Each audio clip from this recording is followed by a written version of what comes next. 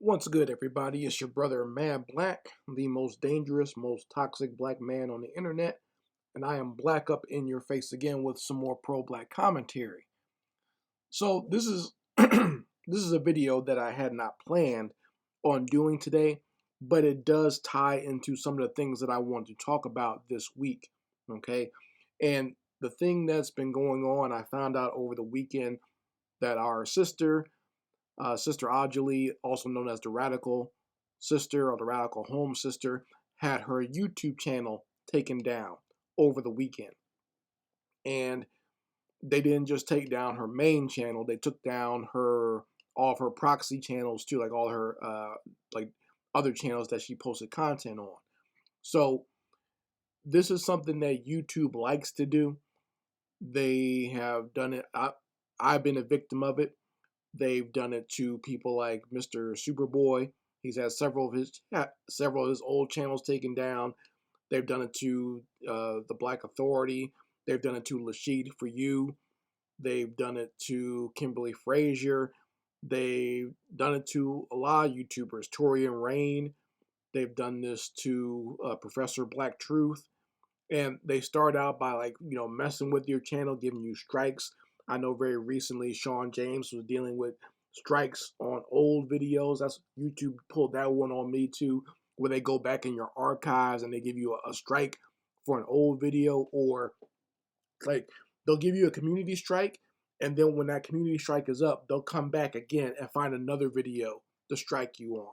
You see what I'm saying? That and what's weird to me is when they do that, it'll be a video that's been on YouTube for God knows how long. Like I've had videos that were on YouTube for years and they gave it a strike. Like, oh, so it was okay 3 years ago, but now all of a sudden it's not okay. You see what I'm saying? Like they play little games like that where they mess with people's channels, they mess with your how many subs you get, they mess with the algorithm for people to actually see your stuff. Because basically YouTube does not want true organic success from black people, especially from black people. Now, the truth of the matter is, when it comes to all of YouTube's content creators, YouTube wanted to bring in all content creators to compete with those other video sites that existed a long time ago, like Daily Motion and Break and some of those other ones. So YouTube wanted to compete with them by doing partnering with the actual content creators by sharing the profits from ads and whatnot, right? So that was their way of competing with these other platforms and just like kind of pushing them out and getting rid of them.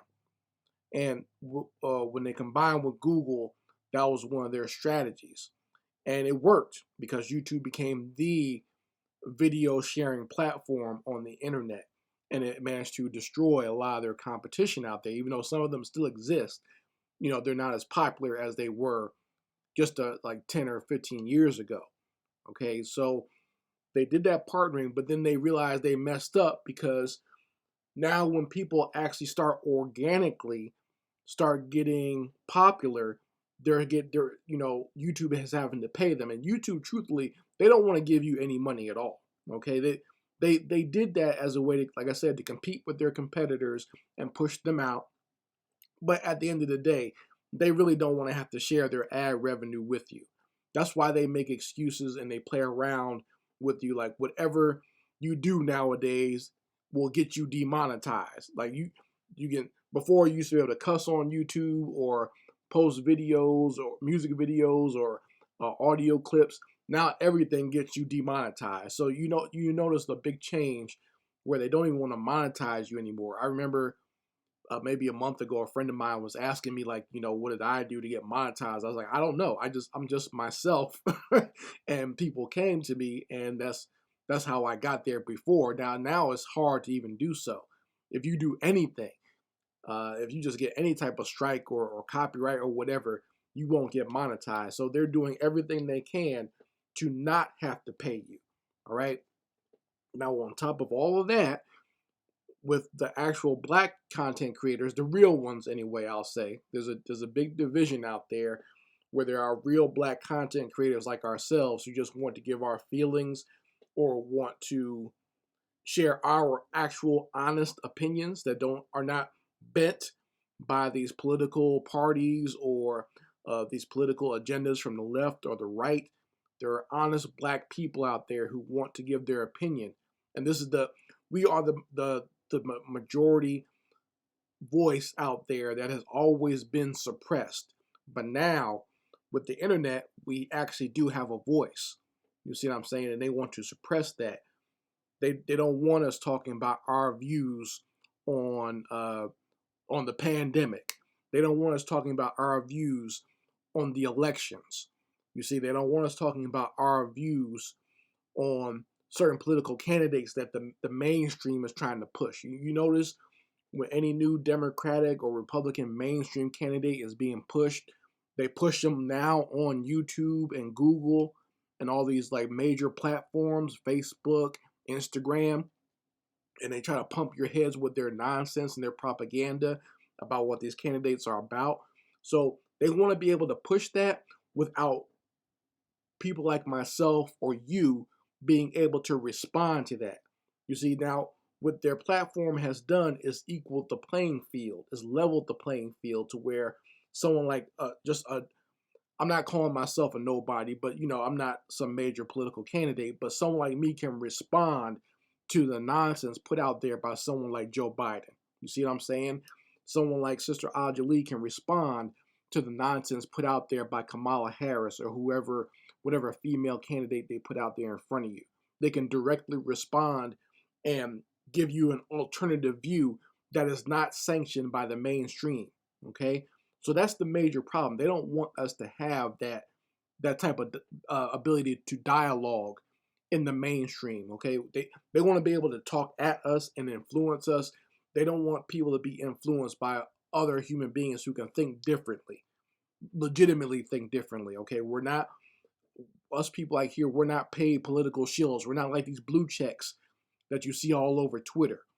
Okay, and like a lot of these knucklehead comedians and quote unquote entertainers who get sanctioned by a lot of these political factions and these political funders and whatnot.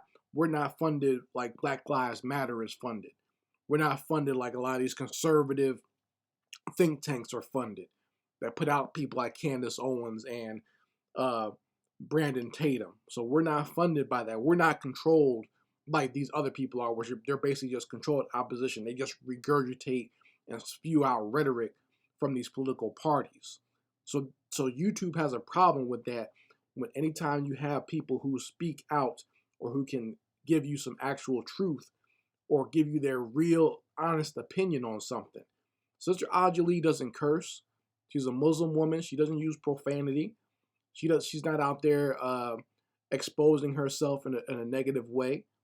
Okay, even when she is being critical of the society or pink people, as she calls them in general, she's actually very polite in the way she does it. She's very tactful in the way that she does it.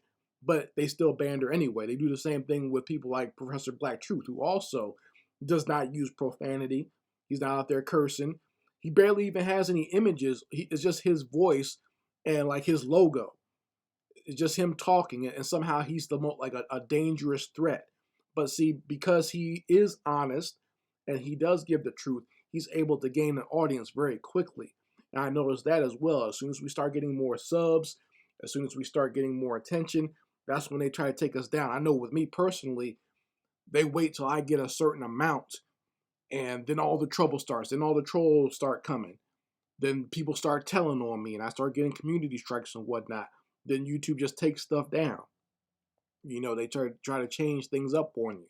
And trying to figure out or argue with or appeal their little community system, there's no way you can do that because, like I said, they can tell you that anything can give you a community strike. They'll just make stuff up.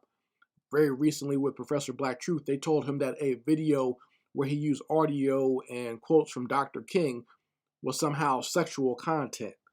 Somehow that was sexual content that you can't put online. All of a sudden, they gave him a community strike for that. You see what I'm saying?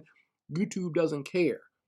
They don't care about fairness. They don't care about the law unless you can officially take them to court And maybe we might have to start doing stuff like that, just start taking them to court and get a class action lawsuit against them, because what they're doing, even though they are a private company, what they're doing is not even based on what the rules that they set, or they try to change the rules. So sometimes when you get those emails from YouTube saying we changed this in the community tabs or whatever, that's them changing the rules as things go along, just like the Matrix does.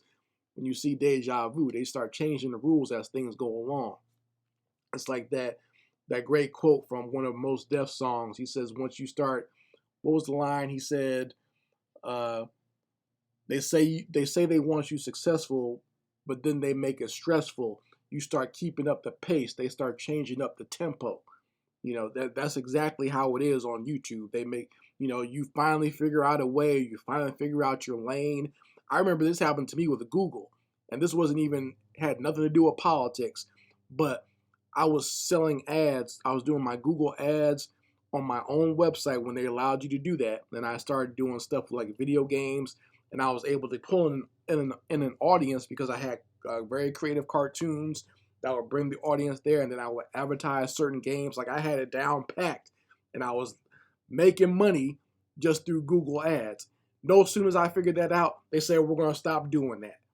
So you see what I'm saying? They really don't want to have to give you money. When people can figure out something and figure out a way to make a buck doing this, they want to start changing things up to either get you off of the website or to just minimize you so you don't actually make any money. Very recently, there was a major black YouTuber who was having issues with YouTube. He even made a video about it. I want to do a whole separate video on that. That's what I mean when I said earlier that I did have it planned to do something about this whole nonsense that goes on YouTube later this week. And I will record that because I want to use some of his audio as well. But this is something I want you all to think about and be prepared to make these fights and push forward. It's not, and I know some people will say, and even I've said this before, that sometimes we need to just find our own platforms and have our own place to get away from these folks. And I agree with that. But